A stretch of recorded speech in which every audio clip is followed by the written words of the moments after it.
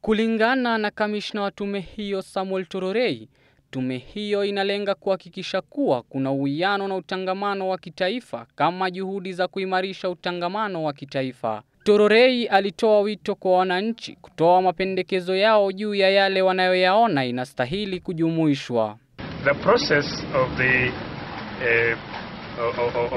appointing these members is that first, the positions were advertised in September last year because the law requires that these members be sourced competitively.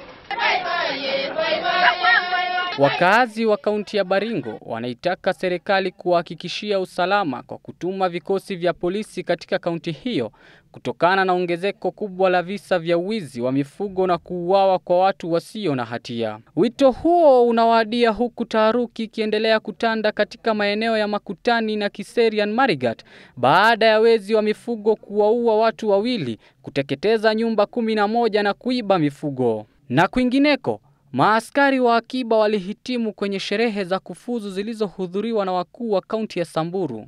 Maafisa hao walipewa mafunzo na maafisa wa polisi wa utawala ili kuimarisha usalama katika sehemu mbalimbali katika kaunti ya Samburu.